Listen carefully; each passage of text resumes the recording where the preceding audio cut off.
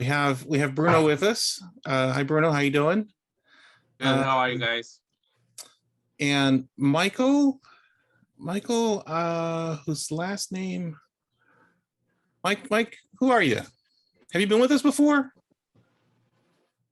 I think you're Michael. Your microphone is off, Mike. See if you can turn yourself on. Can you hear me? Yep. Now we can. Yeah. So tell us, Mike, what brings you here? Well, I'm Ingo's brother. Oh, yes, you look like him. Yeah. You names. Yeah, no. Yeah, he got me interested in your meeting here, and I thought, oh, I have to be a part of that somehow, you know. Very cool. Yeah. Well, welcome. Thanks for joining us. Thank you very much. And we also have Dan Roy with us. You want to say hi, Dan? Hi. Dan, you want me to give you a little intro? Because I know who you are.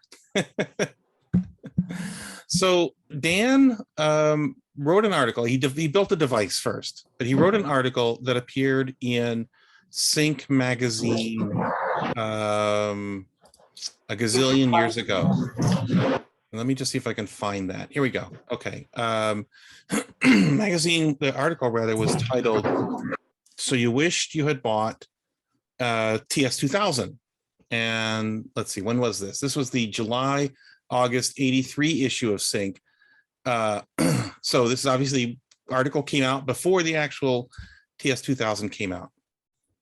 And what Dan did was he took the video chip, the TMS 9918A that was used in the TI computer and the Coleco, which I don't think was on the market at that point, the Coleco Atom. And it was also used in a bunch of MSX computers.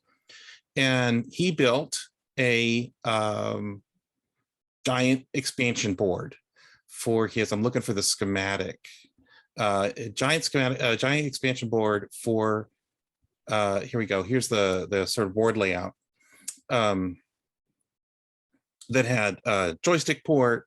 As you see, it has an RF modulator. It had a speaker, so it had a sound synthesizer. It had some onboard ROM. It had expansion slots.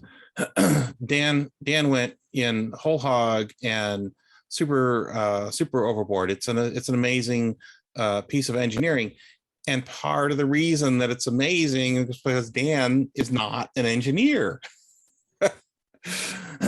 Is that a fair description, Dan? Let me unmute you. You're gonna need to unmute, Dan. There you go. In the early 80s, I had been working with a small development team at a company that were building digital PDP-11 computers. And I found a couple friends in that group that got me interested in all of this.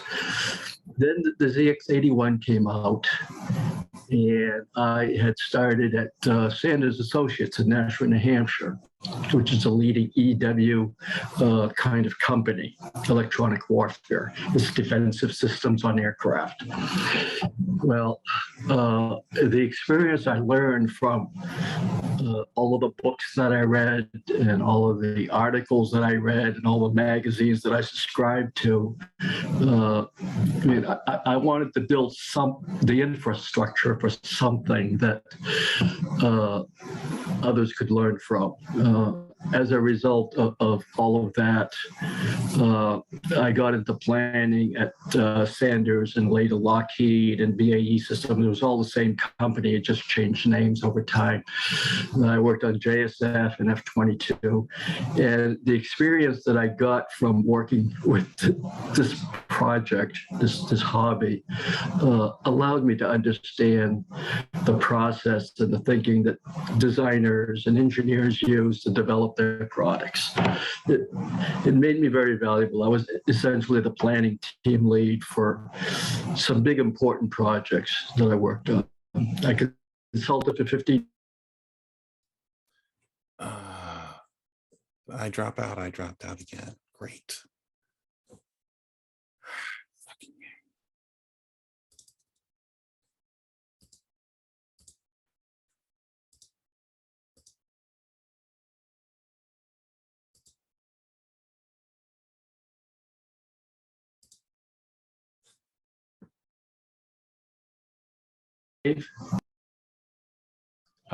He dropped.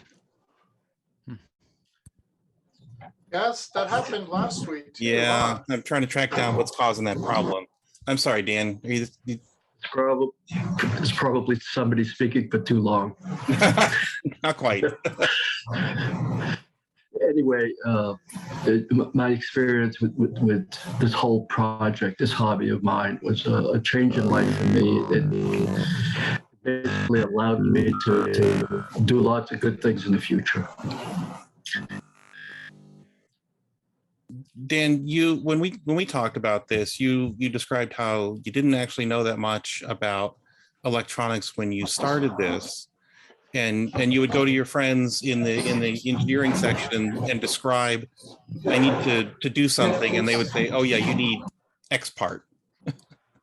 Yeah, flip-flops, multiplexers, that kind of stuff. Yeah, it's a long time ago, but it comes back quickly. Well, and the part that sort of amazed me was, you just decided, I'm going to do this one day. I'm going to take this video chip and I'm going to hack it onto my ZX81 and off you went without too much concern about not having done that sort of thing before. Well, you can make the assumption that I probably did a lot of stealing from others. It wasn't in my head. I had to get experience and understand what was going on, and then combine it somehow. And it all worked out. In fact, in the second year of development for this thing, I made contact with a company in New Jersey who was going to actually do the board layout and make a PC card that would have productionize this thing. Came this close. Then the IBM PC came out, then the Apple came out, and this wasn't the realistic effort anymore. But you did sell a few through the article that appeared in Sync, right? Yeah, I sent about 200 kits out. Wow. I had people from all over the world getting in touch with me. Wow. And the kits consisted of, I think you told me that they were essentially wire wrap, that the folks had to wire wrap their own kit. Yeah. Well, that's an experience in itself. Exactly. Right. This is 40 years ago. Right. Exactly. Available to me. Well, that's actually the way to do it, though. So that's fantastic. Well, thank you for joining us, Dan. Well, thank you for having me. I'm curious to hear what others have done. I know there were a lot of really great products that came out all through the 80s from various developers, and I just never got there. There were. Hey, Willie, you want to talk about your latest acquisition? Oh, do you mind if I ask yeah, go ahead, question Adam. quick? Yeah. So, Dan, are you talking about the same Sanders Associates that holds the video game patents? Like from Vermont, like for the Odyssey? That Ralph Baer made? Yeah. I worked in one of his departments for a while. Oh, that's pretty cool. Did you ever run across people who had worked on the original Odyssey series or anything like that? No. Your project, by the way, looks pretty cool. Yeah. Looks like a lot of work. Well, I'm a big proponent of open source. I mean, I've got a software project going on with Microsoft project where I'm writing a lot of code based on an open source engine. So I haven't stopped. I've just gone in a different direction. Software is easier. What I'm was the 4K of assembly level code that I wrote that was behind all of the inline commands. Oh, any of you have ever done assembly language programming or know what it is? That was an experience for me. Yeah, we've had a couple discussions about doing assembly, and it's quite a challenge. Man, somebody's got a weird sound thing going on. Wonder who that is. Okay, I think I got it. Yeah, and Adam wants to become our Z80 assembly guru. What I'm trying to do is trying to talk like a robot, apparently, with what I've been posting this week. So I don't know. That's been a fun little project on its own. Yeah. So Willie, Yo. did you want to tell us about your latest acquisition? Oh, yeah, I was on eBay and bought a package of stuff that somebody was getting rid of, and it happened to have the A&J Microdrive 2000, and it actually's got like 6 of the wafers with it, and they all work except for one I destroyed yesterday. But actually, I didn't destroy it; it just came apart because it's so old, I think. But yeah, this thing's like brand. I was totally amazed at how fast these little tape drives, waffle drives or whatever you want to call them, they are. How fast they are. I mean, they are pretty quick.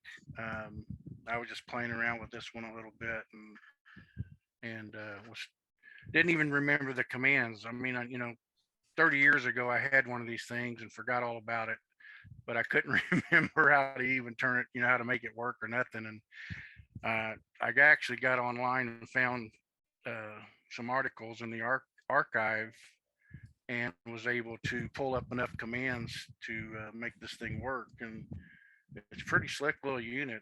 It's a shame they don't, and they're not still out there. I can't believe how fast they are, to be just an endless tape, which, I mean, these things are so small. I don't know if you guys can see that or not, but it's just unreal. Yeah, it's a tiny little thing. I think a similar technology was used in a typewriter, like a smart typewriter. And like we were saying, this A&J is actually a spin-off of a company called Exatron, which made the tapes, right? And they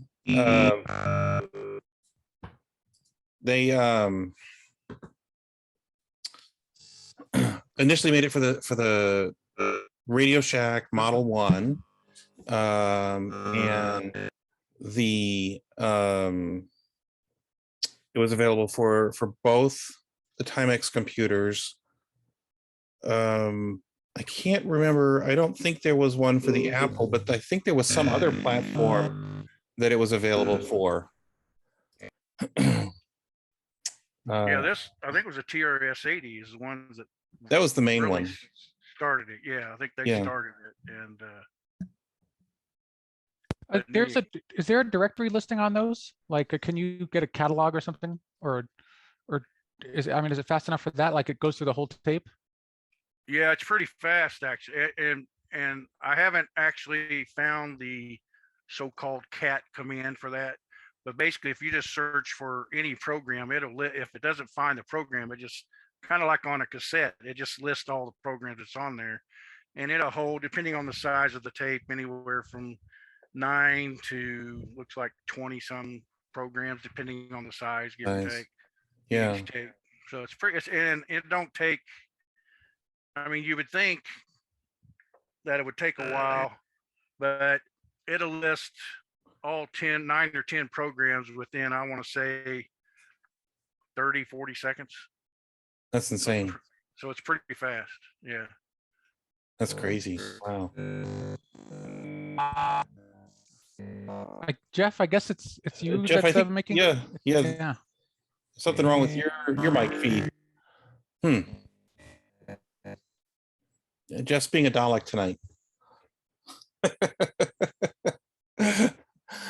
So Adam, for those who have not been following along in your adventures in email, tell us about what you have done. Well, I haven't done really anything myself. I just was going through this week by total coincidence because I missed a meeting last week because I was out of town. And during that meeting, David had talked about some programs that he had like archived but didn't work. And one of those was a voice synthesizer by Tad Painter. Tad Painter, is that right? Yeah. And I guess this was written originally for the Timex 1000 in 82 or something. Does that sound right? Yep. Yeah. And then he came out with a more advanced version for the 2068 and 84. And I thought I'd be kind of cool because I didn't think I'd be cool. I thought it would be kind of cool to try out and use it. So I didn't realize that David hadn't got it to work. There was something about it had a bug or something, but I figured it was just, I don't know. I don't know what I thought it was, but I thought it worked. And so going on that presumption, I decided to use it. And like an idiot, I would have stopped short if I thought it didn't work. I would have said, forget it. David knows everything about the 2068. So I'm glad I thought it worked from the beginning. And I had the opportunity to load up all the speech libraries. There's 173 words that are contained in it. It's like 0 through 173, but the word June I think is missing. So it really is 173 words. And yeah, I've been uploading the MP3 files of the audio recordings that I've made to the groups that I owe. So if anyone's interested in that, you can see them there. And also David added them to an archive.org file. Archive. Yeah, I already had a place for Tad's price list, catalog, word list stuff. And so I added it all to there and added it to the page about the program on my website. I was disappointed to see that the word division was not listed, and nor was the word joy. And so we can't get to my favorite band awesome name. Right, because New is in there. I actually saw that's interesting. That would have been cool. That's one of the best bands ever. But it's been an enjoyable experience. I don't know if anyone's really been following along, but I put it up there kind of for my own purposes. And if someone enjoys it, I'm glad. That's cool. Yeah. Are any of you guys familiar with there's a famous, semi-famous Commodore program called 10 print something or other go to, or 20 go to 10, I think it is. Yeah. Yep. Okay. So back in December, somebody posted a similar-ish program for the Spectrum, written for the Spectrum. And I was digging through my saved links in Facebook and came across it and didn't realize just quite how similar it was. It uses some user-defined graphics, I think only 1 or 2 actually. And I'm going to show you one of the versions. So this guy posted one version, and then some other folks wrote some variations on it. And so you can see I've got it running right now. That's great. It uses, yeah. And so the way that the code is written is this particular version has a slow start. You run and it doesn't look like it's doing anything. And what it actually does is generate the pattern in an array, and then it prints it out. And as it's printing it out, it randomly selects the intensity. And in this case, it's just white or gray. But I'll show you the original one. This one's in more colors, and it starts printing right away. And it's the same user-defined graphics. So, you know, some guy posted this and then somebody wrote a variation of it for the black and white version. And then there's a third variation that's actually even niftier, at least to me, because it will generate this pattern and then it will go back and overwrite with another kind of nifty pattern. This is almost done, so I'll let this finish. And Adam, is this what you mean by 50 frames per second? Where it Yeah, says 50 on frames this? per second at the bottom. Yep. Yeah, so that's not 60 hertz. That's actually faster than 50 frames per second is actually faster than the 2068 generates a screen. 2068 would be 30 frames. Because it also says that for the when I'm running it on the Sinclair ROM. It says 50 frames. Yeah, and that's just sort of a function of how fast you're. Oh, so it has nothing to do with how many hertz you're running? That's correct. Oh, I didn't know that. Okay. That's correct. Yeah. Okay. So I'd yeah, like to give some background about kind of what we're looking at here, because if someone isn't familiar with the actual program, there's a whole book written about a 2-line program. Yeah. And it's quite good. And it's the print version of it is when it came out, it was by MIT Press, and it came out in, I don't know, 7-8 years ago. At least. But the PDF version of it was free from the start. So you can download that. And unfortunately, the title of it is the actual entire program name. Right. And but rather than doing what it's doing here, it generates basically a random, it looks like a maze on a diagonal. And I guess the origins of it date back to the early 1980s. And yeah, it's pretty fun. Yeah, and it's based it's based on some custom characters that are available in the Commodore 64 that don't require redefining, whereas this one does. It also, you can do it, I think, on the pad or the Atari too. Yep. Definitely on the pad because it's the same character set, and it's the same basic. Anyway, I thought you'd be amused by this, Adam. Yeah, video art is the thing I really adore. So this is pretty cool, especially that one. That looks great.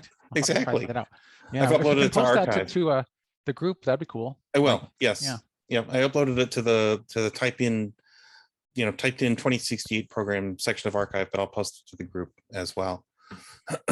David, since the question came up in the chat, maybe you could explain what a groups.io is, because it seems like a lot of people don't know about it. So So Yahoo Groups tanked what, 3-4 years ago, and I think it was around 2019, and some of the groups that I was on, some of the folks were like, we're going to move over to groups.io. And somebody, I don't know who, started the same name group on groups.io, the TS 2068 group, as what was on Yahoo Groups. And there was an option at one point where you could migrate the entire Yahoo Groups messages over. Whoever started it didn't do that, so we kind of started fresh with groups.io. And I think there's probably more than 100 folks who are in that group. I can double check, or I may be thinking of a different list. So let's see here. Let's go to the home page, and it says that there are 67 members, and we've had 253 topics since it was started on March 17th, 2020. And it's kind of similar in in presentation to Yahoo, in that it would show you just how active we were for any given period of time. Like, for instance, in 2020, there was only a few messages. I'm going to move this to a new window so I can show folks. There was only a few messages in 2020, but in mid 2021, for some reason, everybody got excited and started talking. So we just bring that up. So here's the groups.io page, and it is literally groups.io I think you can just do without this /G and to get the 2068. And like I said, look, see, there's practically no activity in 2021. And then Adam found us in May of 2021 and he started posting. I think that's probably what happened.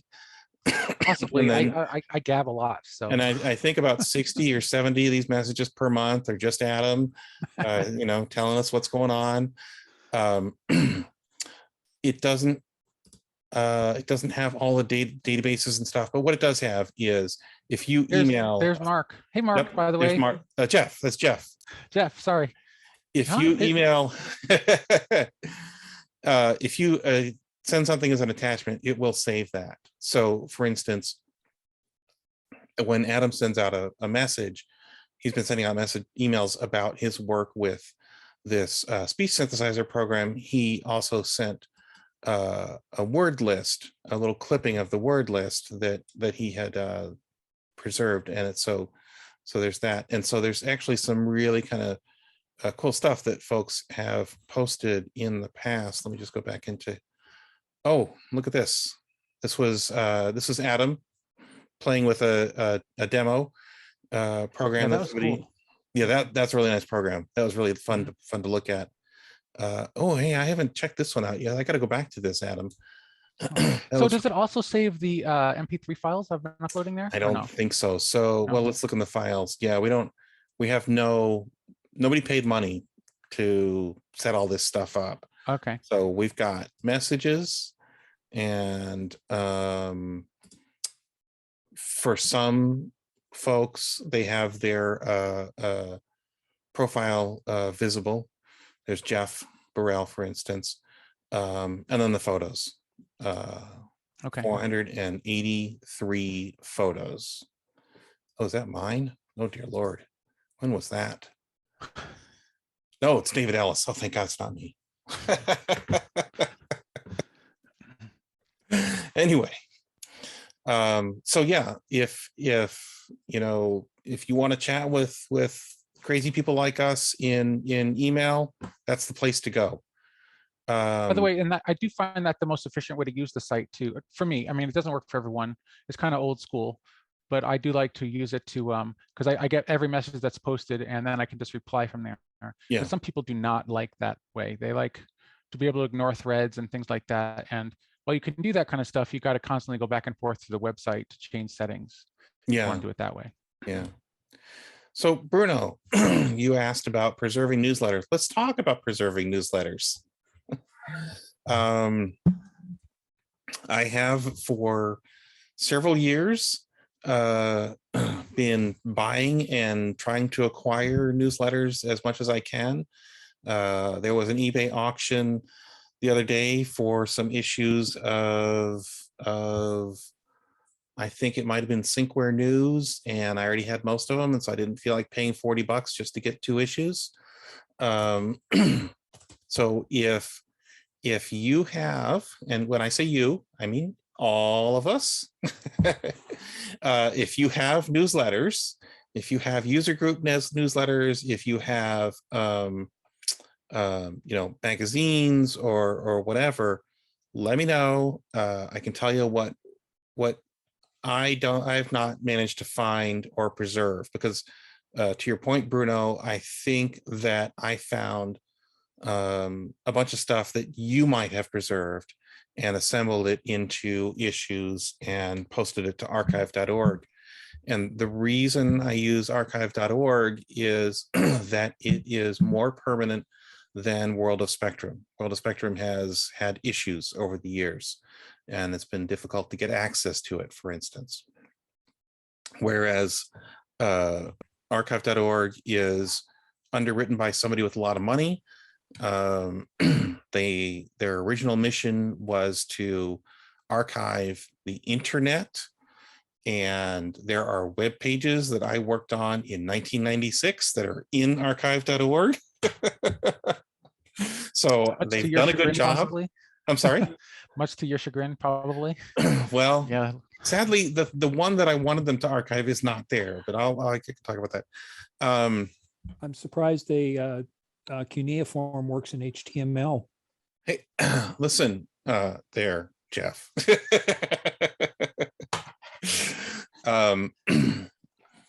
Yeah, so archive.org is as far as I'm concerned is, where it's at, because, frankly, I don't expect my site to be around forever. And what my sort of long-term plan is to figure out how to upload the entirety of my site as, even if it's just static pages, to archive.org, so that it gets, preserved in full as well.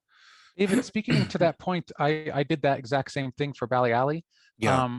But I worked with archive.org in order to do it. So, Okay. because it was so much data, it was Yeah. 25 terabytes or 20, no, not 25 terabytes, sorry, 25 gigabytes.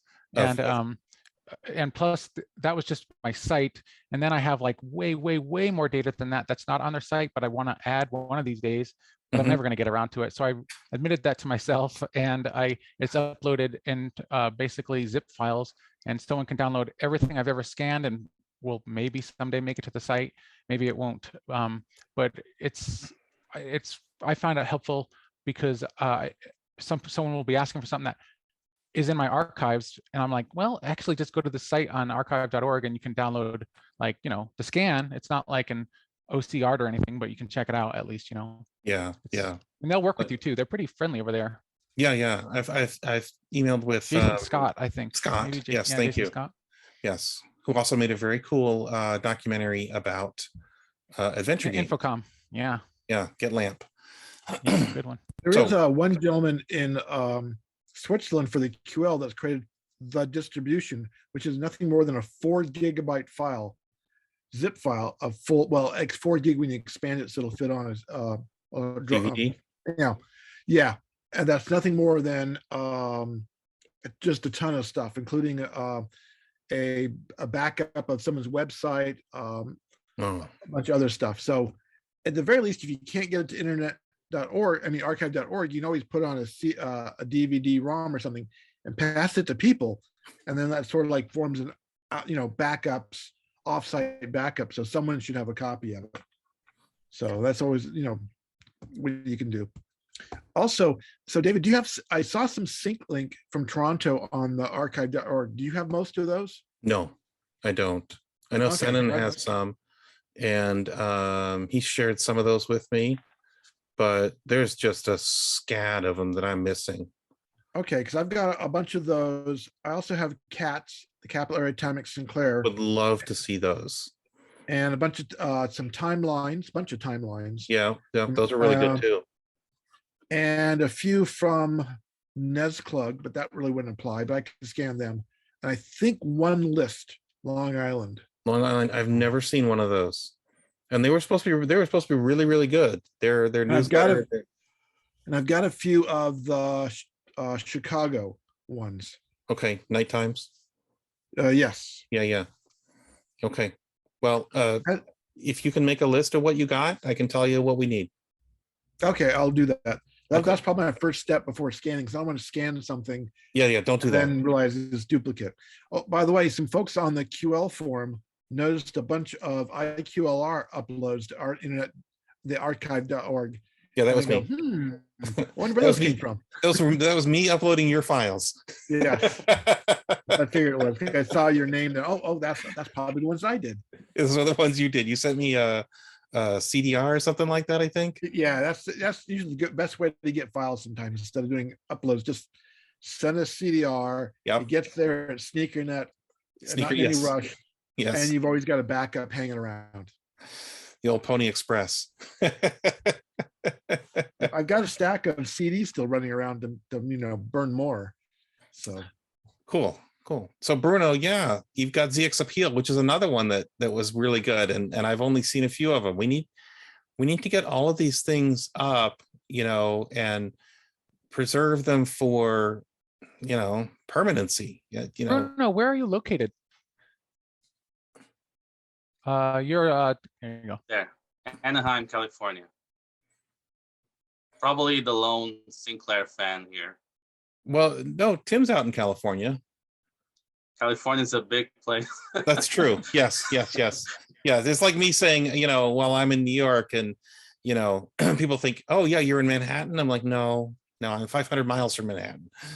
I like to say that I live 5 minutes away from where Microwaves was located, the headquarters. Oh yeah, okay, that's awesome. Do you have a microwave? I think, I do. yeah, I thought Oh. you did. That's right. Those are hard to find. I do. And Bruno, I'm further north. I'm in the Bay Area, so That's where some of our big hardware gurus are. The one that has created several clones and the clone of the TS1510. I forgot the nickname he uses nowadays, but everyone knew him as Don Ding Dang or Superfo. That's right. Yeah, yeah, Bay Area. he still goes by Don. There Yeah. you go. He wrote to he wrote some letters to one of the newsletters, Survive Alive. That was the one, with another name, which I won't say, but I think it may be his real name, the one that's a little harder for us to pronounce. He's a good guy and he knows his stuff. Oh my God, does he ever? He knows so much. It's wonderful. I keep trying to get him on. He's like, yeah, no, I don't do that. But if you want to send me an email with questions, I'll answer those. Now, without changing the subject, did anyone see the events in the UK and Portugal about the 40th anniversary of the Spectrum? There was some hullabaloo on Facebook and the Facebook groups about it. Yeah, in Portugal, Sir Clive Sinclair's son and nephew went there for the event. So it was a big deal. I really hope cool. that we'll have it translated at some point so everyone can see people from software houses and a lot of people from the Sinclair past made it to Portugal for the event, including former Timex engineers. I don't recall if you were with us, Bruno. I don't think you were when Will Collum from Timex, he was a programmer, and he talked with us a few weeks back, and he said that they spent a lot of time playing, was it Ant Attack, Adam? Right. It was right. And so the guy who wrote Ant Attack was at this thing. I don't remember what that guy's name was, but is it Tracy? I think it might be Tracy, something like that. I don't remember, but I've seen some pictures and people talking about it, and apparently, you know, getting all excited about the some Easter egg hidden out in the desert of the game. I'm just guessing. No, it was the 40th anniversary that brought Jeff Mazum to us, right? Like last week. Yes. Yes. It was, yeah. That is absolutely true. Yeah, I was watching. I wasn't able to attend last week. Well, attend. I guess no one's actually attending this, are they? But I wasn't able to participate, and I watched it a couple days ago. David uploaded it to YouTube, and it was enjoyable to hear about what Jeff had to say, because I was just the week before I was reading through his book, and that's how I learned how to do some of the stuff that I was doing for Tetris, which had recently been uploaded, and I was trying to figure out how to make that be from a ZX80 image to put it back to tape. So yeah, I wouldn't have been able to do it without your book. So thank you. You're welcome. And Jeff mentioned this beeper unit that he designed for the ZX81, and you sent me the schematic, and is that your handwritten code from, you know, 40-ish years ago, Jeff? Yeah, absolutely. If you want, first of all, you know, after this meeting a couple weeks ago, you maybe go and dig out all of my, you know, Timex Sinclair stuff. Yeah, including the only hard copy version of the book, by the way, but that's beside the point. So I did want to, you know, bring up and see if any of this stuff was interesting. I have this version of the only copy I have of Sync magazine, but it's doesn't have it. Well, it has a copyright of it 1982, but I don't know if it was. There's no actual. It says it's a special edition, whatever. yeah. Anyway, if any of this stuff I have, you know, has not been archived, I think the schematics of the ZX81 and 80 probably are both out there. And but I did want to, you know, offer if there's anything I have that's, you know, that hasn't been found before, you know, be happy to donate it to whatever. But You know, most of it is just books on the printer, on the computer. Press releases, I don't think anybody really cares about that. No, press releases are actually really interesting, especially when Are it they? turns out for stuff that never came out, which is Oh, an unusual interesting. thing that Well, happened all the well, time back then. I mean, you know, price list from 1983, but I Yeah. don't think that's of interest. But well, It is, yeah. the press releases I have are probably Timex introduces the 1500, I guess. And the other one is for the 2060. Yeah, it was the 2000 series, as we called it back then. So, I mean, again, if these press releases really are of any value to somebody, I'll be happy to scan them and upload them somewhere. Yeah, absolutely, Jeff. Actually, one of the things that I got off of eBay a little while ago was a price list, and it was a price list thing for people that would be buying, you know, for their drugstore, for instance, and it also included line drawings of the 2048 and the 68 and the 1500. So it was, you know, a little bit of promotional material. The fact that you mentioned a letter brings up this other thing that somebody sent me an email a few weeks back and said, you know, I've got this old Westinghouse ZX80 ZX81 user group list. It's a list of the members of the user group, and I was like, oh my god, that's fantastic. He gave it to his local computer museum and said, you know, contact these guys, and I did. And they scanned it for me, so it was the list of the users, and it was sort of a page and a half of newsletter, and then there was a letter from Margot Murphy, who was this PR person at Timex, who was involved in the launch of the 1000, and it was a you know, a sort of a blanket letter to all of the user groups that they knew about, saying, you know, we're starting this Timex Computer Club, and you know, Ramblings is going to come out, and you know, we want to fully support you, and you know, all this other kind of stuff. It was great to find this, you know, this old letter from Margot. So yeah, any and all things should be preserved. I worked in a library at one point in my life. That's why I have this right. Preserve all the things. Well, but like we said, we don't want to scan stuff if it's already out there. But absolutely, but yes. I'll scan the stuff that maybe, like for instance, I'm assuming everyone knows of the Zeus assembler. That's probably not new, right? Do we have the manual for that? You know what? I have the tape for it too, but you know. Yep. So the assembler. We were just talking about that, Adam. We were just talking about the assembler. You know, I didn't look for the manual, but I think it's out there. But I can look for it. If I find it, I guess I won't. But I'll. And then there's a monitor and disassembler. I think that was also. Yeah. Okay. Oh, that was someone was asking for that exact program. So that program hasn't even been archived. Yeah. So someone was asking for that program 2 weeks ago. They were and someone said, well, the monitors. What was that, Jeff? I think let me see, what do I got at here? Zeus assembler. Now I have that the soft sync Zeus assembler I have on tape. Yeah. Space Raiders. I'm also assuming everyone probably. The Zeus assembler. I actually looking now at a text file of the instructions. With contents, introduction, section 1, 2, 3, 4, and 5. You know, so that is already available as a text file. Yeah. Well, something to keep in mind about with some of that stuff too, and you never know, is that very often they would change the manuals and even the code without saying anything to anyone. So like you end up getting a manual that's completely different from one you've seen already. Right. Well, this one says with correction, so this may have been an early. So I don't know, but yeah, and again, it's like, what does anybody do with this stuff? But all right, I'll see what I can, you know, get scanned and upload. Where is there a specific place, or I mean, everyone seems to use archive.org, but well, Jeff, send me a list of what you have.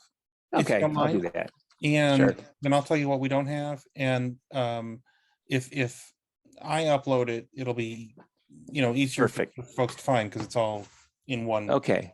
blob. All right, I'll stick to that because who knows if these cassettes work anyway, but you know. Cool. Very cool. But like I said, if anybody's interested in the, again, in doing a redesign or an update on the beeper, I'd be happy to work with them. And like I said, it could be done probably in one chip. I fully expected them, Timex to grab it. I thought it'd be an easy $2 build cost and they could sell it for $20. And it seemed to me that anyone that had a Timex or a ZX would want one. And the software people would, go crazy to have sound now that they could program for. And much like like the piece I sent you, David, the Apple II was doing that, for years. Yeah. And with a 1-bit speaker, you can do polyphonic music, you can do sound effects, voice synthesis. It's it's not perfect, but it was actually pretty decent. And I would have thought somebody doing that on a ZX series would have been pretty happy with that. So. No, essentially, that would make it so you'd have the same kind of sound that would be on the ZX Spectrum, right? Because that's all that was basically a beeper, or am I mistaken? Because Spectrum is not exactly my cup of tea. It's funny you'd mention that because I was going through, I also have like these preliminary copies of the 1500 and the 2068. And I was actually, because I looked at what I had sent them, I believe me, not saying anything, but I guess I know the 2068 had both a beep command. And basically with this beeper, again, it was automatically, as soon as you plugged it in, it did the keyboard, feedback for you. So that was great. Then there were 2 pokes or peaks that you could do. One would emit a beep and the other would just toggle the speaker. And I noticed both in the 2068, probably the Spectrum as well, maybe that they'd already had it, but that there were different commands for a beep as well as to toggle the speaker. And with the, the routine I even wrote had a little machine language thing that would let you set the duration and the frequency. And I kind of saw the same thing in the 2068 manual. Of course, now the 2068 had the, which one, the GI Yamaha chip? Yeah, the Yamaha or the GI I think it was chip? Yamaha. General Instruments. Yeah, the Well, GI chip. shoot, I was close. It's the other But Yamaha. so it had its own sound chip, but they also had these 2 commands that, didn't use the chip, but were, basically the same thing that this beeper was doing, that Apple was doing, which was just toggling a speaker. So anyway, like I said, I wish it had become more popular. And like I said, if there is still an interest in it, it'd be fun to, like I said, redesign it with just a single chip. And maybe I don't know that there's anybody. I guess there are people selling stuff much like they do in the Apple world, but no one's gonna sell a whole bunch of anything. So Zebra used to sell 2 sound products for the ZX81, and they probably worked on the ZX80. One was a keyboard beeper, which I had until a few months ago when I had to get rid of my whole collection of everything. And another one was called Blippo, and it was like $25 with a little Radio Shack 9-volt powered speaker, and you could make sound effects from ZX81 software. Now, was that stuff coming out the tape port or? No, it plugged into the expansion connector. Okay. And Well, it it's was a interesting. separate board with a speaker plug. Okay. And so was the Interesting. keyboard beeper. Okay, I guess Plug it in. someone else had done it. I was not aware. Like I said a couple weeks ago, once Timex exited the market, I sort of exited with them and really haven't looked at this stuff in 40 years. May still have the schematics for them. Be And interesting. I might be yeah. willing to release them. Yeah, Okay, there's well- the ZX81 as well. If you get a ZX Expand, it emulates that one as well. Sure, And that yeah, uses the same GI chip that is in the 2016. Right. Well, even just the beeper, I'd be curious to see if they did the same thing I did, or like I said, it was questionable to me. I mean, when I sent the prototype off to Timex, I really was, I'll just say disappointed, but I'm sure they would have just taken it and made their own or something like that, or given it to someone else. They seem to be having issues for themselves, like before you even finished with your book. So Yes. probably a beeper was the last thing on their mind at the time. They're like, we're trying to survive. Well, and this was for the the earlier models, but there were Yeah. a million of them out there, so I figured maybe they'd still be interested. But yes, as I discussed last week, when my book was finally finished, in fact, they had already canceled it. They said we're just not going to do it. And then apparently, according to the last letter I got, or actually when I basically threatened to just take the copyright back if they were going to publish it, I wanted at least to get the information out there. Within a week, I got a letter saying that, due to some enthusiastic people that wrote letters to them that wanted the second half, the second of the book to come out, and basically they resurrected it at the last minute. But yeah, by the time the book actually hit the streets, I think they had already exited the market. And I don't know how many machines they sold. Anybody know how many machines they sold of the 2068s? We don't. Oh, We don't have a good idea. Tens of thousands at least. So Jeff, Jamie Macbeth wanted to know about polyphonic music with a 1-bit speaker, and that Apple program that you mentioned, I think does that, because I read up on it after you had mentioned it. Sure. Any chance you could play a little bit of that? I probably could figure it out, but I'm trying to remember the name. Let me see if I can find that file. okay, just to give an idea, because I had sent a tape to Timex as well with several. Again, this was a program written on the Apple II called Electric Duet, but it had a dozen or so samples, pretty long pieces, 2 or 3 minutes, and I thought that would also impress the Timex people to see what could be done. And then again, my thought was that software people would, start to write for it. Just like in the Apple world, we have things like the Mockingboard, and then a few people started writing, software for it. And then it hopefully snowballs that more people get it. And I really felt that this would increase not just the sales of this beeper, but would probably sell more of the computers too. But sometimes you're in a little too late, or I'm not sure what, but. Nevertheless, I've had this prototype sitting here for, I guess, almost 40 years. And again, even though the computer, the 81 didn't work, I was happy to see that the beeper, after all these years, immediately came up and worked immediately. So So like the go person ahead. who wrote Electric Duet has a webpage where he talks about the challenges that he had, and first the idea, and then the challenges that he had in getting the Apple speaker to consistently produce a tone of the right pitch, and then to produce 2 tones, by rapidly switching between generating the 2 tones. Let me see if I can play that file if you guys can hear it. Yeah, I was gonna say, if you can, if you heard my beep on the Apple. Go You ahead. hear that or no? Right, so this is off of an Apple, right? Yes. Through that terrible little speaker.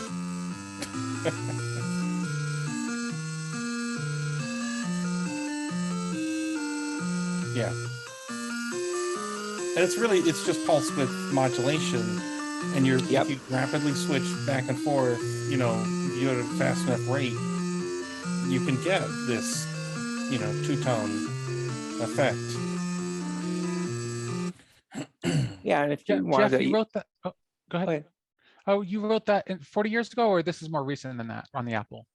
Well, I didn't write the music program. That was someone else. And in fact, okay. David could maybe post the link to that, because it is a fascinating program that he wrote. But the main point was that, again, it was the same hardware, which is a 1-bit, toggling speaker basically. So, my feeling was you could do the same thing with, this device as well. But I never spent the time other than to write a short little program that basic that let you poke in a little machine language routine, and then give again a duration and a frequency, and it would make a tone. It was about as far as I got with it. But and so then anyway, the guy who wrote this thing, his name is Paul Ludis. He also wrote Apple Writer. And I read the Apple Writer story a little while ago. He made a raft of money off of that. Yes, it was a commercial piece of software, but it was so unique at the time. Are you talking about for the Electric Duet, or for the Apple the Writer? Oh, Apple Writer for sure. Yeah, he made more money selling that for sure. So Yeah. David, you always want me to keep an eye on time. So we're halfway through our 2 Yep. hours. Good. So good. I know, I think Ingo was going to try to give us an update on his keyboard exploit, not exploit, but his updates. I think he posted part 2. I noticed I haven't read it yet. I did read part 1 today. I don't know who else was going to talk this evening, but I think Ingo at least. So David, you're just let me know. Take it away, Ingo. Hey, yeah, I posted the part 2 to the keyboard saga. No, I guess it's not a saga. Not until you have part 3. Yeah, I'm already thinking about the a printed circuit board with a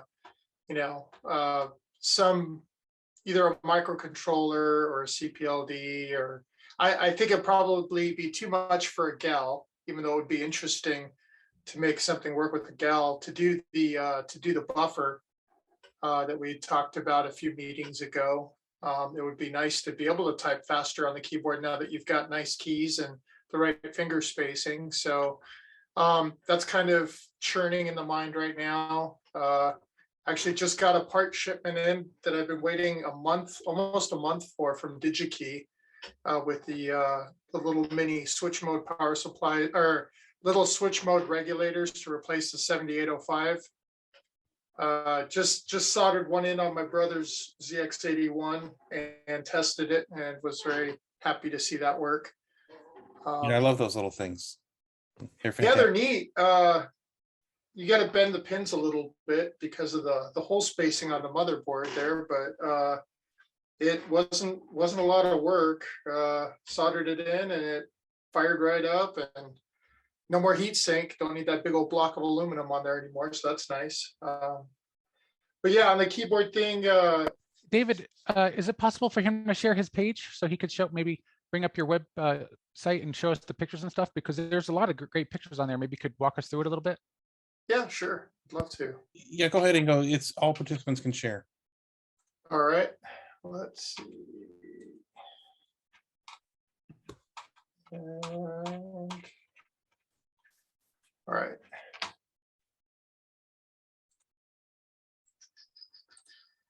Share the screen.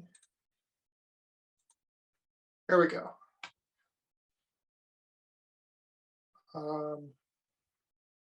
How's that look? It looks good. Looks fine. Fine. Okay. So yeah, so here's a shot of the keyboard without the decals on it. You can see the actual membrane back there in the background, and also a copy of the dissected keyboard that I have in the background underneath that paper towel, but there's a better shot of that. And so this second part is mainly about wiring everything up. The first part was all about the making the acrylic plate that all the switches are glued into. So yeah, I took I can probably zoom this in a little bit too, actually. If let's see. Is it gonna let me now? I guess it's not gonna let me zoom in right now. So I had a damaged, somebody earlier had mentioned the cracked ribbon. They get dry and they start to kink and then fracture. You can maybe even see the little cracks here on this one. So I just peeled it apart and used some double-faced adhesive to stick it to a piece of just regular letter size paper, and then got a Sharpie out and wrote down all the keys so I would have a wiring guide, since you're working backwards from the bottom of the key switches. That helped a lot. Then you could just focus on wiring. You don't have to worry so much about what you're wiring as much.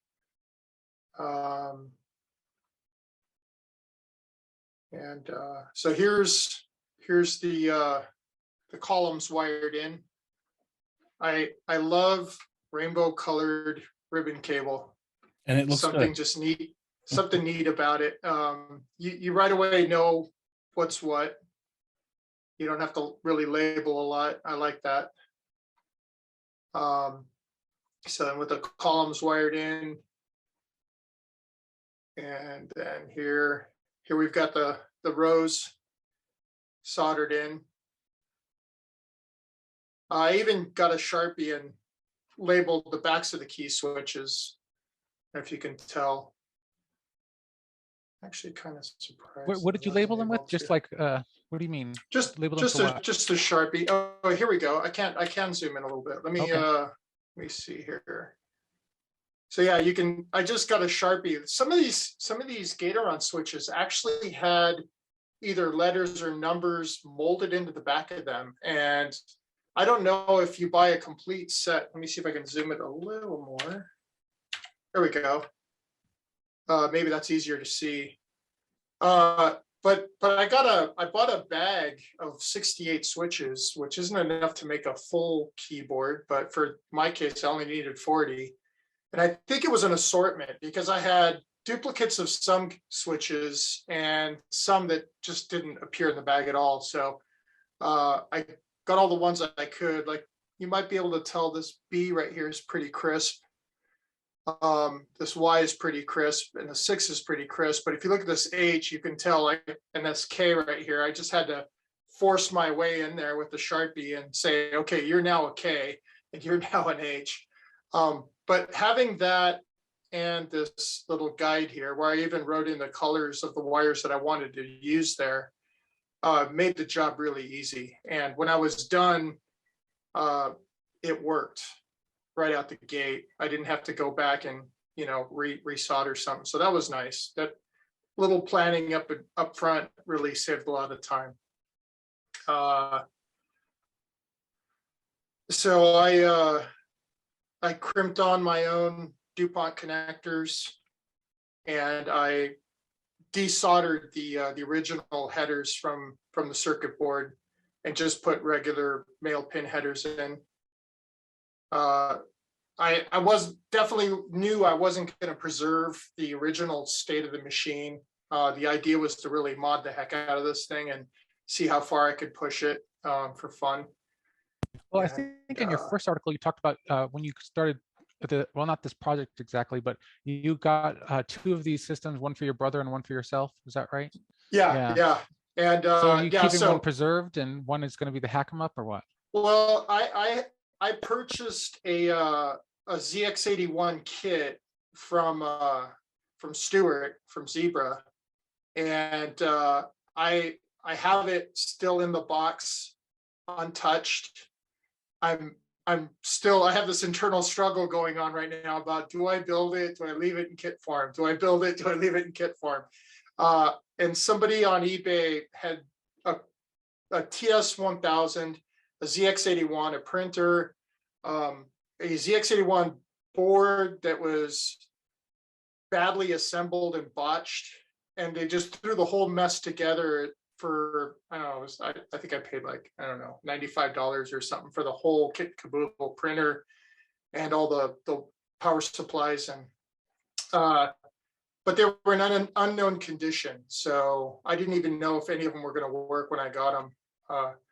But my brother got the ZX81 and I kept the TS1000, and we did the composite mods on them.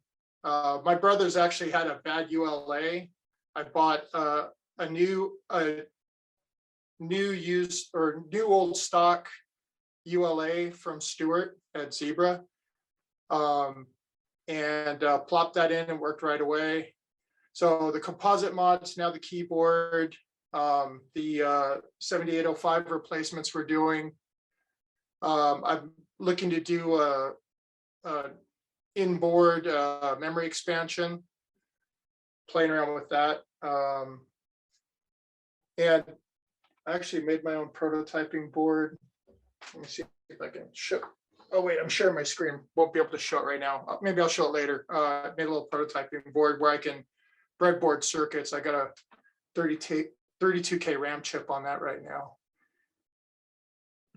Go. I have a question. This board that we're looking at, do do you know which issue this is? Like issue Yeah, hang 1 or on. whatever. I believe it's an issue 1. Okay. And Yeah, issue 1. It is an issue 1. okay, because I just worked on Rich has one exactly like that. And what struck me about it was this wackadoodle resistor nonsense. This looks like it was, you know, hand assembled by somebody who's not done such a thing before. Yeah. Okay. Yeah, I thought the same thing too. It definitely doesn't look factory built, and it definitely doesn't look like it's somebody that's ever done any kind of, you know, electronics kit assembly or anything before. Because I mean those loops are massive on the resistors. I thought you, because I've seen resistors done like that before, but it's usually because you're trying to fit them in a really tight space, and obviously that's not the case there. So well, so Adam, I mean, they are this kit obviously had, you know, intended to have vertical mount resistors, but you don't usually, as Ingo says, you don't usually have a giant loop like that when you're doing vertical mount resistors. You're usually bending the wire very close to the body, and I bet if we looked at the other resistors on the board and perhaps even some of the diodes, they may be similarly sort of amateur-ish assembled. Rich has a board like this, and it really is like, what on earth? This must be one of those kits that you know, from the 80s. And you know, my OCD, if I had the time, I would completely desolder like at least one end and pull it through a little bit snugger and then resolder it. But you know.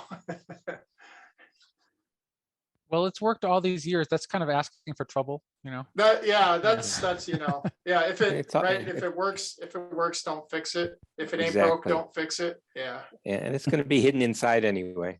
Right. That's right. That's right. That's right. If you can't see it, it's not a big deal. So yeah, so there's the keyboard connection, the modified connection. And then, okay, so then we start getting into the labels, because so electrically everything's working. The feel of the key switches is amazing. Those Gatoron or Cherry MX Blues, they're very clicky. They require just a little bit of, you know, extra force, and they have a longer switching range. So, you know, you definitely know you hit a key, and you get that response, you know, that auditory response, the tactile feel. It's amazing. Having that spacing where you can actually have your fingers on the home keys and not feel like you're doing this is nice. Ingo, I'm afraid that you're making a keyboard that's better than your home computer keyboard that you normally use, you know? Yeah, that's the whole idea, man. What's really funny is that I didn't know this when I bought the switches for this one, but I later popped the keycaps off my daily driver, a Keychron keyboard, and it has the exact same switches inside of it, the Gatoron Blue switch. So the feel is exactly the same. It's nice. Does that keyboard keep up when you're typing on the ZX81? It does not. It does not. I can definitely get ahead of it to the point where there are lost keystrokes. So one of the things that's immediately on the horizon is some form of a buffering circuit that might be synced better with the rolling through of the addresses on the ZX81, so that, you know, it can then basically pop something off the buffer every time it's ready to receive a keystroke, but store whatever you're typing, so you can get ahead of it. And we talked about that the meeting before last, right, David? Yeah, actually, it was in the context of the 2016, but it's the same problem. Well, yes.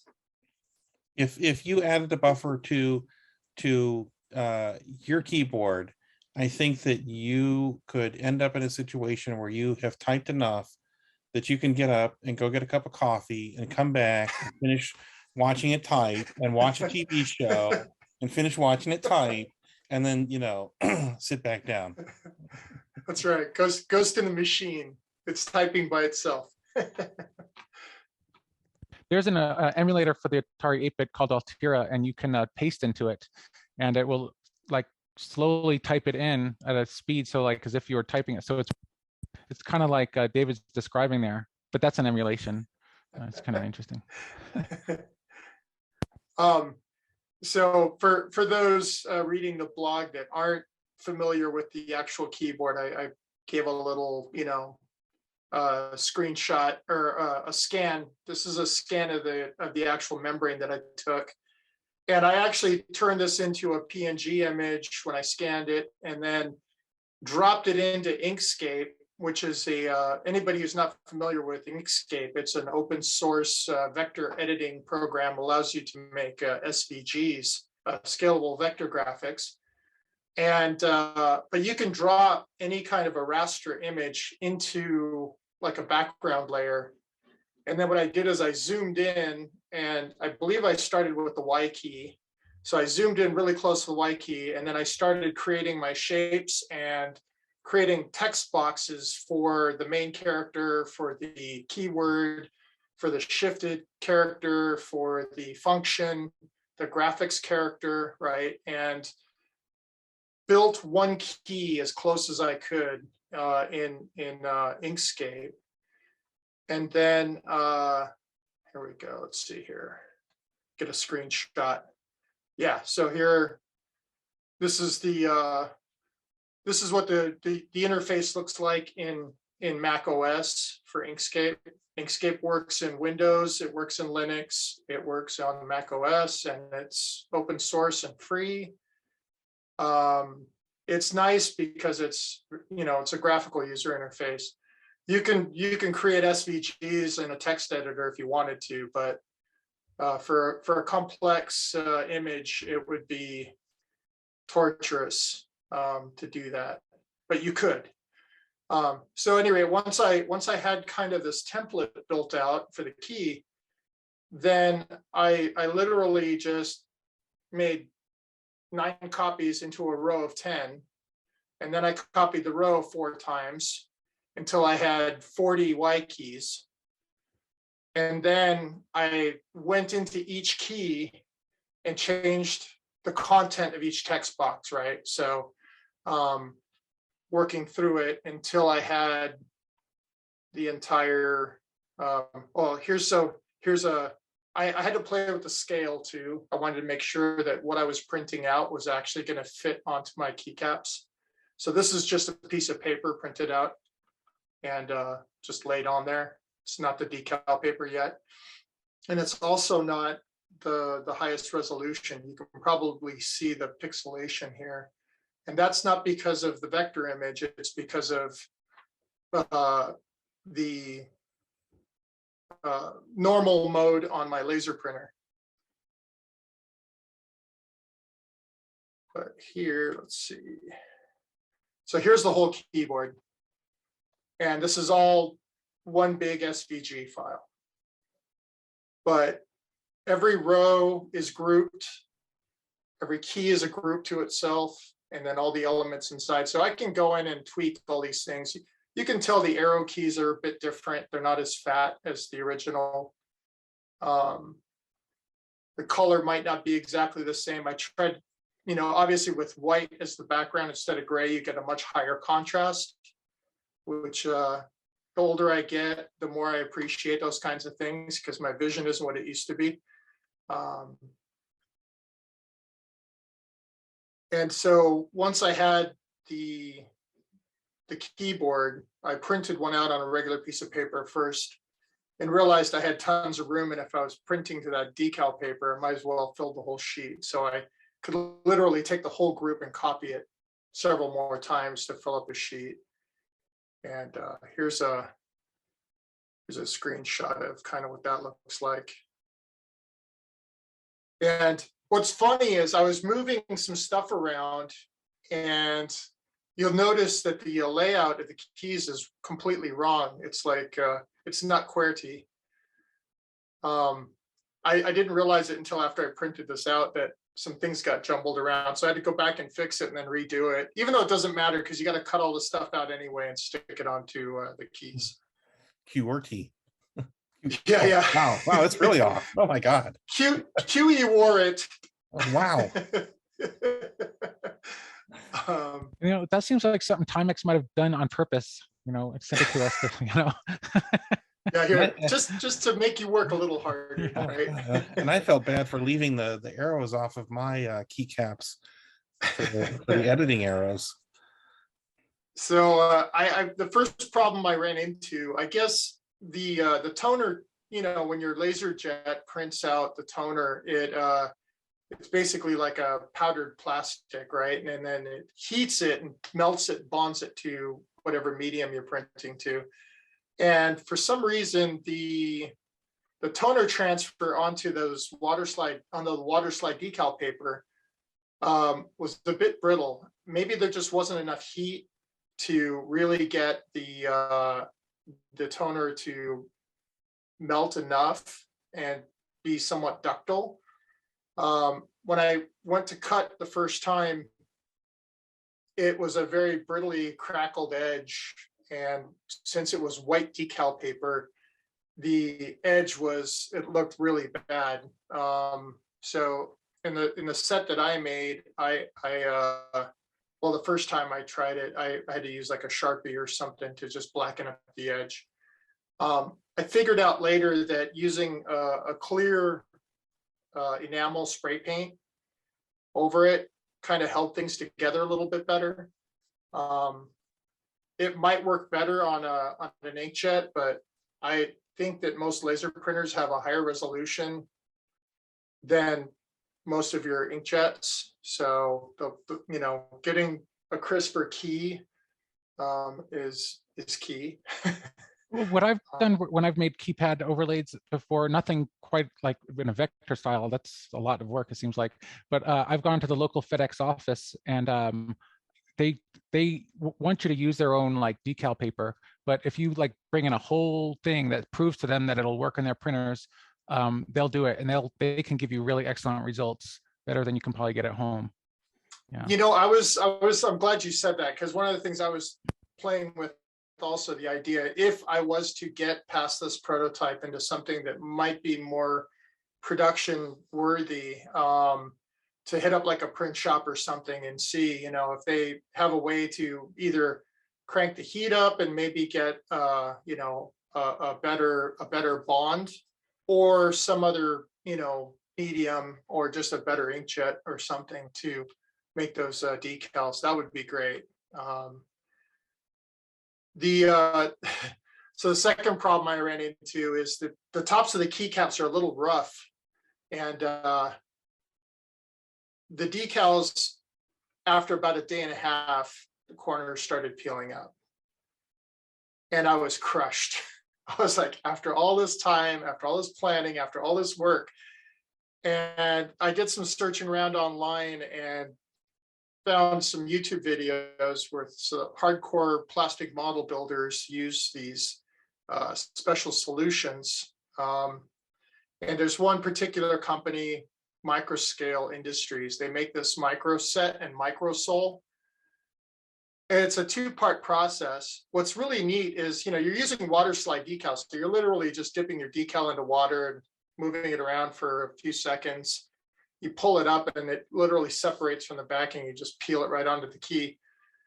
But with this micro set, if you smell it, it smells like vinegar.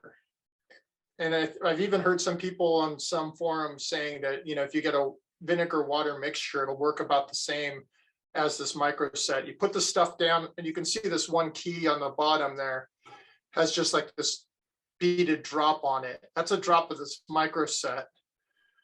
And when you put the decal on there and then put more of it on top and just let it air dry, and once it dries, then you go back with this red bottle here, this Micro Sol. And what this does, it actually softens the decal, so that plastic sheet that is the decal itself, it changes its composition. It becomes much more ductile and stretchy. It's almost like it becomes like a saran wrap, and truly bonds down to uneven surfaces. And that was the key right there. Model builders, like if they're putting like a decal on the wing of an airplane where you've got, you know, rivets and grooves, it'll cause the decal to actually fill every little void and space and completely shape shift to whatever surface it's on. So you get a nice good bond. So this stuff really did the trick. It was a lifesaver. Yeah, the model railroad folks love that Micro Sol and Micro Sat stuff for exactly that reason, that you can put it on, you know, a textured plastic, and it just it's great. It's blows great. away I mean, on top. for the realism of your model, right? You don't Yep. want it to look like it's a decal. You want it to look like it's something that's been painted on, because that's what it's supposed to be, right? And Yeah. it yeah. really does make that difference. The other thing that I learned in all my research is that a lot of these clear decals always leave like kind of this clear, you know, like an image A little film. around where you cut it out, and they call that ghosting. And this solution gets rid of that as well. So again, it doesn't look like a decal anymore. So how much extra time did it take for you to do that extra step?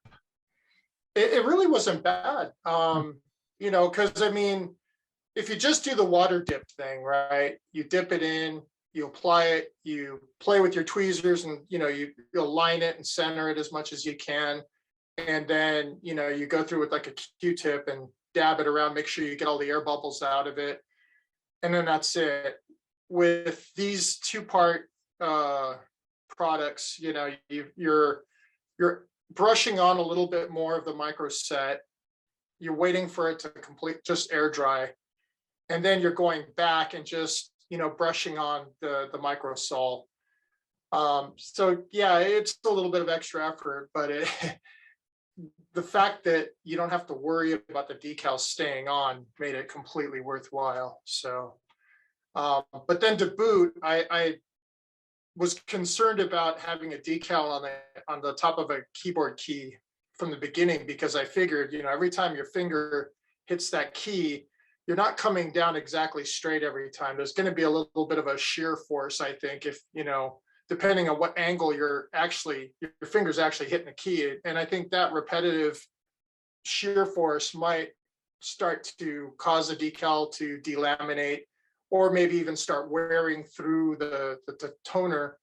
So I had already planned to maybe do a few coats of clear enamel over it to give it a little bit more beefiness. And so I got a scrap piece of wood, drilled 40 holes in it, and then got paper drinking straws at the Michael's Arts and Crafts store, which happened to be just about the right diameter to fit over the little pin inside the key, right? With a little bit of working it on there, because some of the keys I think were just a slightly different OD. And so you had to kind of work them in there. But this gave me a spraying jig that I could take outside and just, you know, get all the way around the key. So all 5 faces there. And I did, you know, 3 or 4 light coats of that. Is that a matte Rust-Oleum. finish or a glossy? I went with the satin, so I went right in between. Cool. I was thinking glossy wouldn't look bad, but you know, you can kind of see the glare already, even with just the satin finish. So you know, I thought satin would be kind of a good compromise, and it worked out good. It also, the other thing too, I think that added enamel, the several coats of enamel, even though these were already advertised as thicker plastic keys, because you can buy really cheap keycaps. And believe it or not, maybe I'm sounding like a total maniac here, but the sound you get, the feel you get out of the keys, it actually makes a difference. I mean, I'm sure all of us have typed on one of these really cheap, like $5 USB keyboards or a PS2 keyboard where it's just, you can tell it's just junk, right? And then typed on a good keyboard where you've got thicker plastic, better switches, there's definitely a difference. And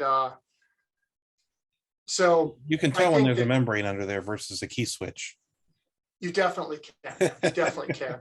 And I always, my holy grail when it comes to keyboards is the IBM, the Model M keyboard, right? The buckling spring, that click boing sound that you get typing on one of those. It's just, you can't beat that. So this is probably as close as you can get. I don't know if you can tell if I need to zoom in more. Let me see if I can zoom in more here. If it'll let me. I think that's the limit. If you look at the F key and the J key, I don't know if you could tell on your screens, the little raised nib. Yep, the touch type spot. For your home key fingers, right? For your index fingers to sit on.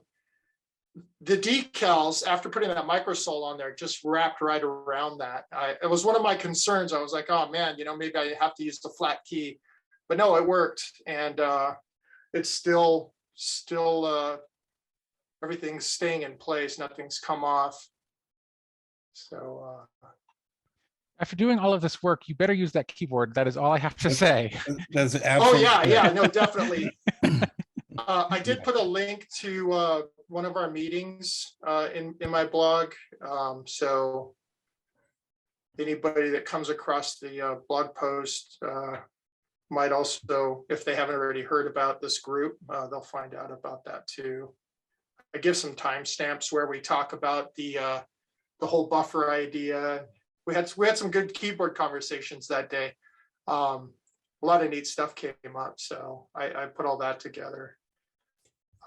And yeah, that's basically it. So if anybody has any questions.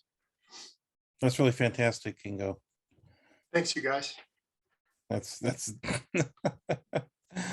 like as you said, this is the thing that you wanted to do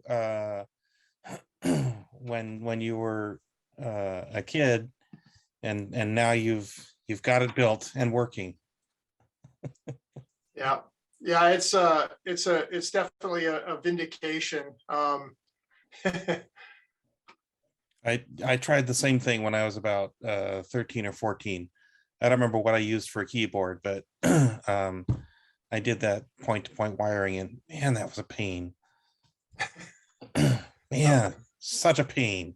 And I had a crappy Radio Shack soldering iron when I did it. That's what I had. That was my first soldering iron too. I do have to admit, I came along just a little bit too late to miss that. I came like my first computer in 83, 84. So it came with a proper keyboard at least. So yeah. Yeah. Michael, what am I looking at there? What is that? Michael? What am I looking at there? On Ingo's brother's screen? I don't know. Michael SCH. Yeah, so he was doing something, but he's muted now. Okay. He's muted, yeah. Well, he's your brother. That may be why. So David, we have about 25 minutes left. I don't know what other business we are taking care of. I wanted to open up the floor to craziness, whatever y'all want to chat about. Oh, except I did have a question. Is one of the Jeff Burrell? I just wanted to say yes. Sorry, I was muted. So Jeff, I did the opposite of what Ingo did. I just went on eBay and bought a Sontronics keyboard. Sontronics, very nice. Those are great. Those look fantastic. Well, it came with a free Sinclair ZX81 inside the case. I didn't realize at the time I bought it that it was a keyboard that contained the computer.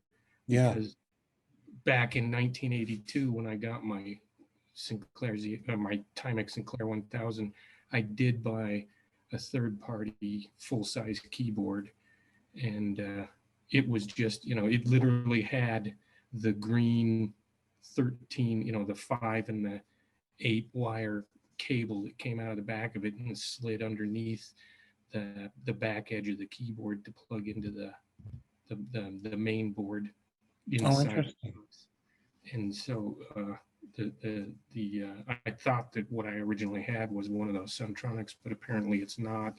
And it's old enough, I'd have to take it apart to see if there's any kind of information on the circuit board inside the box to see what make and model the original keyboard was. But yeah, that was one of the very first things. As soon as I could afford to get a real keyboard for that Timex Sinclair, I bought one back in probably 1983. Very cool. Jeff, I stumbled across an article that you wrote. I don't remember which of the newsletters it was in, but it was in the 90s, and you were working on a project using a CPLD. You'd corresponded with Alvin Albright about it, and it was an expansion for, I think, the 2068. Does that ring a bell? Yeah. So you've been doing this for a little while. Yes. Although that project, I actually got to the point where I had some hardware built for it, but then my 2068 blew up. Oh. And when did eBay come about? That might have late 90s. Yeah, okay, because I had no idea of where to get a replacement 2068, so that project just went onto the shelf. Oh, okay. Because I think that some of your drawings from that were in the old Yahoo group. Probably were. Some of your schematics. So that was a that was a fun thing to stumble across. So how are you doing on your project then? Well, I've been making some progress. The thing is that there are a lot of moving parts, and just a second.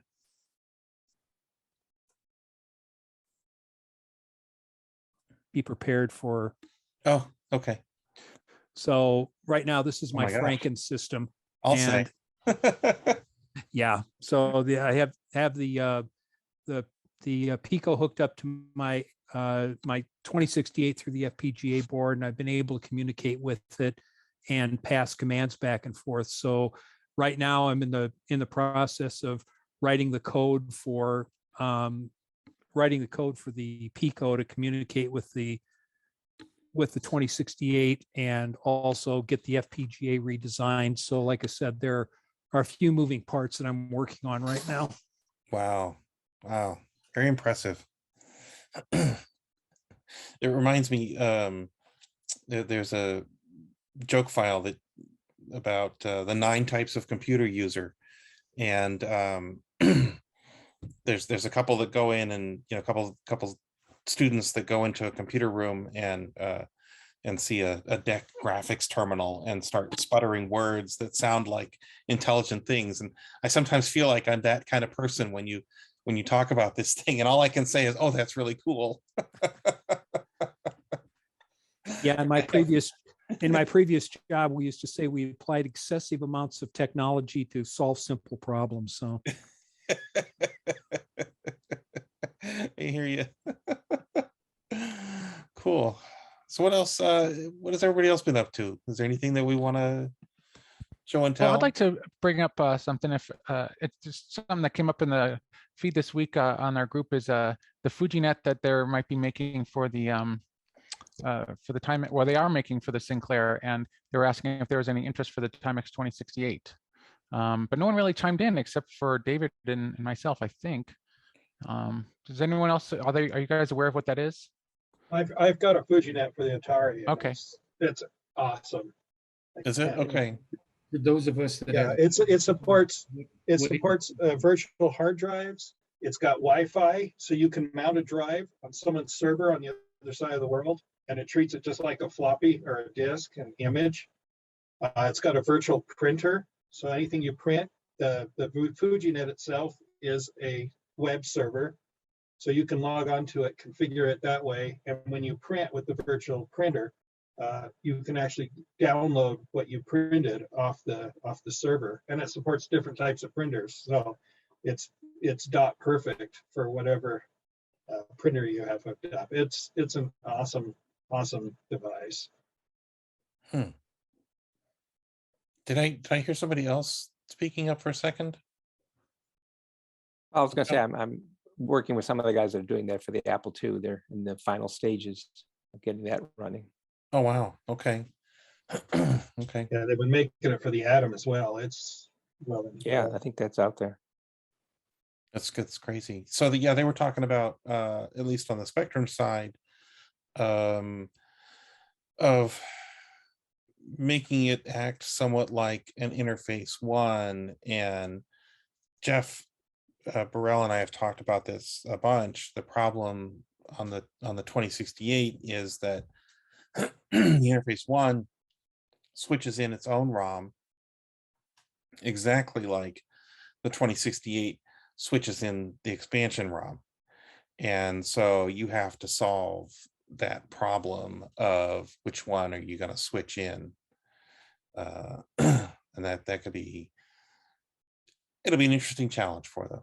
how to have to deal with the pinout issue. I mean, you got different pinouts between the 2068 and the Spectrum. Is that correct?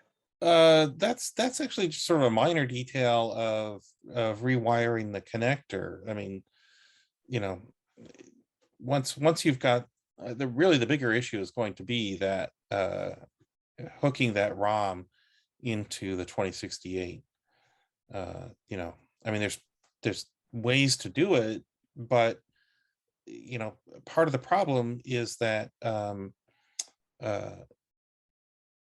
some of the tape routines were moved over into the expansion ROM, and so that's what the interface one relies on. For instance, you know, Willie talked earlier about how you have to type in a special character on all the commands in order to get his A&J Microdrive to work, and it's the same syntax for the Portuguese floppy disk system.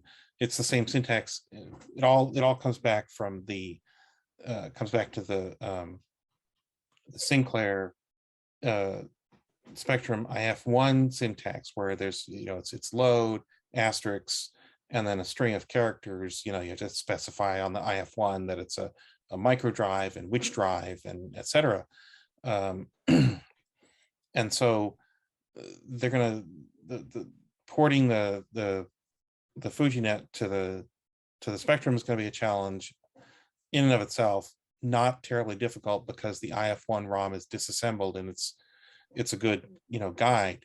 But the problem is that you're going to have to, and this is what Jeff Burrell has been working on, and why he talks about sticking, you know, a ROM on his board to contain multiple images, is because you have to switch the stuff out, and you know, you have to have a couple balls in the air at the same time with the 2068 versus the Spectrum.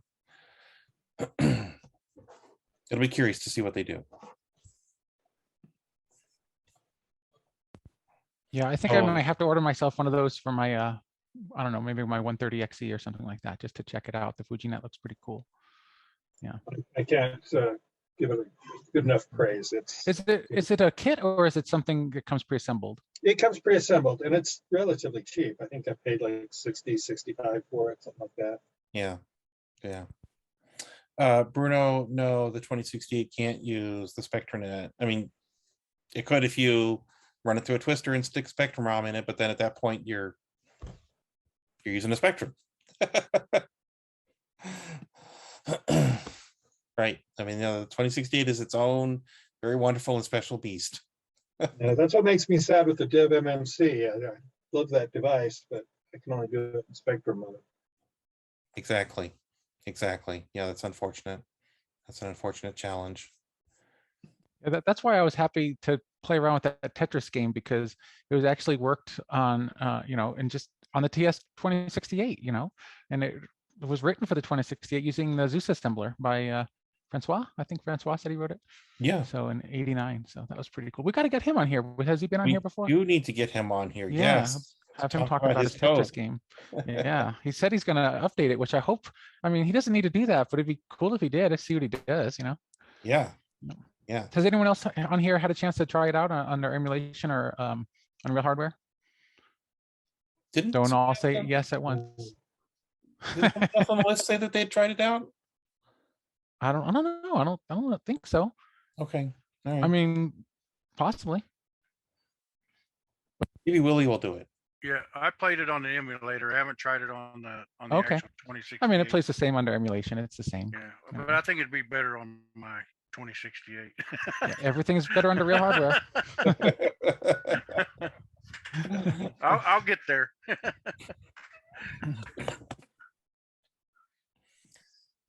Does anyone else have any other projects from back in the day? I know we have about 10 minutes left or so that they have on a tape that they would like to bring forward in time and to archive. Yeah, we want to see more. We want to see more old games that people wrote when they were 15. Well, it's not a game, but the other thing I pitched to Timex was a module or an interface for the X10 system. If you remember the old Powerline controller, I had done that again on the Apple II series as well, and maybe some other time go into how I solved some of the issues like security mode so that your neighbors couldn't turn your lights on and off and that kind of stuff, but also let the computer read X10 codes as well as send them. And it's a similar story because X10 was of course an offshoot from BSR in England.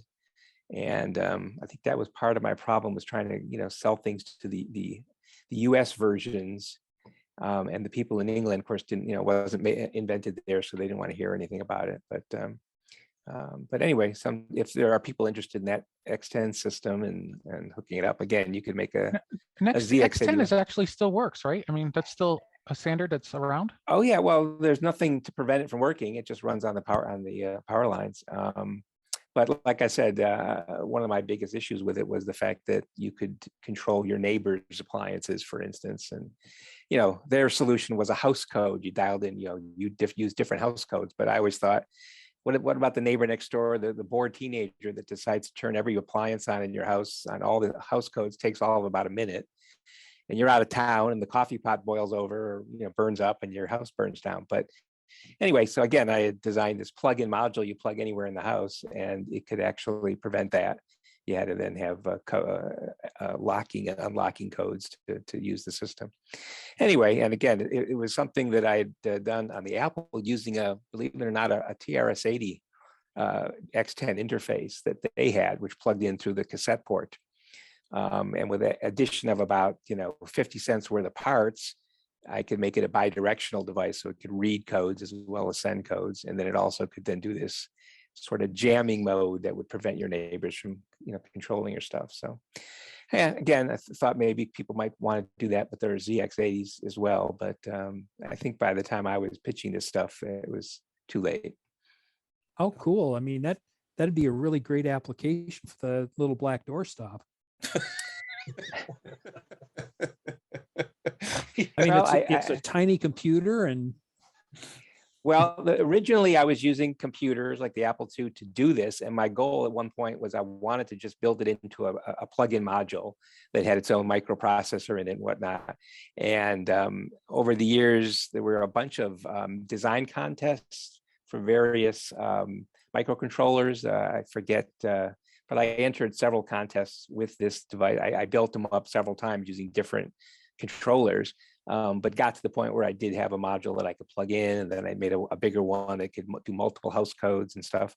And so, yeah, I achieved my goal, which was to make this module you could just plug in anywhere in the house and have it secure your X10 system so nobody could operate it. So anyway, if there's any interest in that, we could talk about it another time.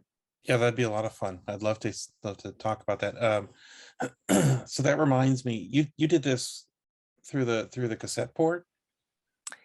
Well, yes, what I had done with the Apple was, again, I bought this device that Radio Shack had for just sending codes. You could use your computer to turn your lights on.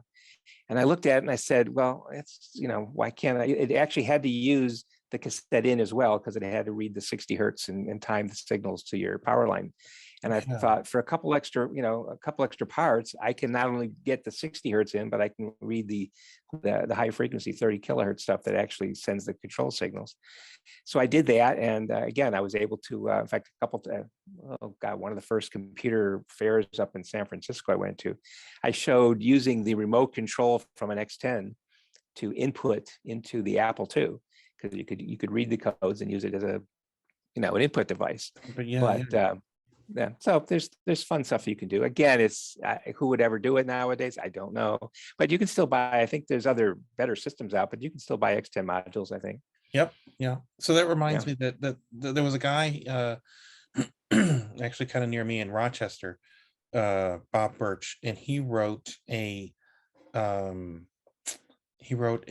compiler, an integer basic compiler for the ZX81. And then another thing that he wrote was a program that would do serial communication through the mic and ear ports, which, in essence, sure, easy. Yeah. Saving a cassette is essentially a kind of a serial, but he wrote a program and gave you a little schematic to turn that into RS-232. Which was sort of in essence what you're doing with the Apple there. is kind of sending serial over the. Yeah, the trick is getting it onto the power line, and in a safe and in a safe way. Which is one of the reasons why I love this idea of using. In fact, again, I have a string of failures, but I contacted Radio Shack and said the same thing. Here's this box they've got. And of course they have the UL approval and the whole thing. I just thought, why wouldn't you add a couple more parts to it so that it's not a one directional interface, but a bi-directional interface, and there's so much more you can do with it. But Jeff, I think the problem is you keep contacting these companies that are going out of business. True, and trust me, I think you missed my speech last time, but I did this all while I was working as a television broadcast engineer for 40 years. This was all a side hustle. I did have a one run where I manufactured my own boards for the early Apple II stuff, but then it was because if I had a design, I wanted to just get someone else to do it. And I did go through a bunch of companies that certainly went out of business at the end of the early Apple days, even if you probably won't remember the names, but Checkmate Technology, Practical Peripherals. I mean, I worked for all of them.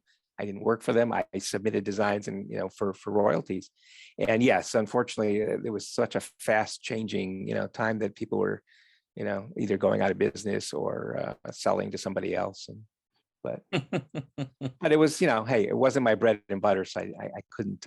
But I also sometimes say, because it wasn't my bread and butter, I didn't really give it my all. If I had to live off of that, I might have done a better job marketing, or do something else that would have if I had needed to live off of it. But I did it for fun. I still do it for fun. That's awesome. Well, that's why you're here talking to us tonight, because you came back for more. So there must have been something that was said last week that you were like, all right, I'll come back. Well, I promised that I'd come back and at least fill in some of the blanks from the last time. I think, when is the next meeting? Because I'm probably gonna have to miss that one, but third Sunday of the month, and at 2:00. Yeah. Okay. Well, that's a good segue into closing thoughts here, because we got about 5 more minutes. What are we going to be talking about next time? David, don't you have this all planned out? Come on. Did I have it planned out? I might have had it planned out, but I've lost it in my head. I mean, I have some notes. Let's see. This is May, so some of the other folks that I've talked to about joining us are later in the summer. Lon Hildreth, who Will talked about one of his colleagues at Timex. He's going to join us in June or July, I think. He's like Jeff, he wanted to go dig through his closet and pull out the stuff that's been in a box for 40 years. His time capsule, he called it.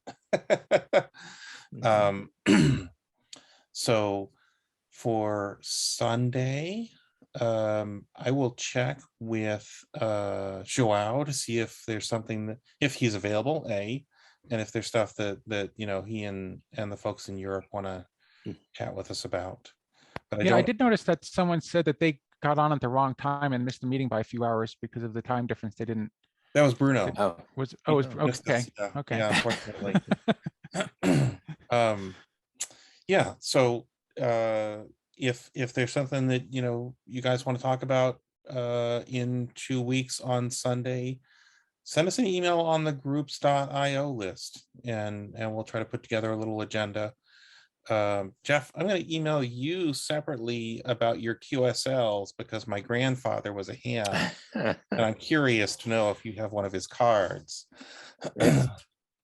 Improbable, but you never know. It's a small possibility. It's a small possibility. You guys, I only hang one from each country that I've worked, so I have hundreds more in boxes, but you never know. But you have logs somewhere, right? I have, believe it or not, I still log every contact. It's not required anymore, but it used to be. So exactly. I'll check with you separately about that. Sure. So and Adam, I'm sure that you will have many great adventures between now and then. Oh, yeah, you did ask me to talk about the speech synthesizer, and I kind of feel like I talked about it tonight. I don't know if you want me to talk about it more, or I don't know, maybe I can give an example of the speech, how it sounds or whatever. Yes, figure that out. So if you can, someone can hear it. I don't know if you want to hear it.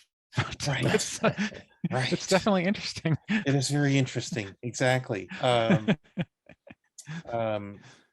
I feel like we both share a love of speech synthesizers, and I don't know if anybody else does, but this is kind of tempting me into building a speech synthesizer for the 2068 for the two people that I know that would be interested. Is that just the two of us, or? Exactly.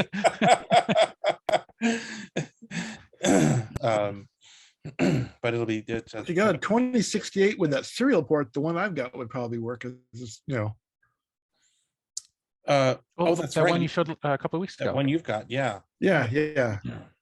All it takes is it's 3 pins on a sub miniature D, 9-pin D, and as long as you got a serial port on anything, it should work. I've even used it on my Z88.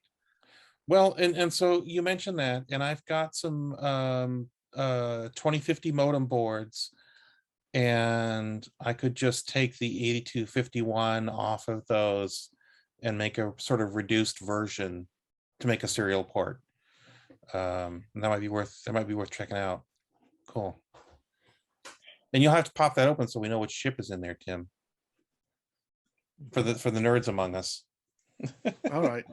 I know they use a modern one on the Atari 2600, I think, that uses something called like a SpeakJet. Anyone know what I'm talking about? Yeah. So the SpeakJet is I believe it's a PIC actually, which is a little microcontroller, and it's made by a company called Microchip, which is spun off of General Instruments. And if you ever used the let me think, what was it? There was a speech synthesis board for the Radio Shack color computer, and it had a PIC, an early PIC micro, before they even considered them to be microprocessors, before they were, back when they were called peripheral interface chips or something like that. It had that on it, and it had the General Instruments speech synthesis chip, the SPO 256. But you can just interface the SPO 256 directly to a computer now.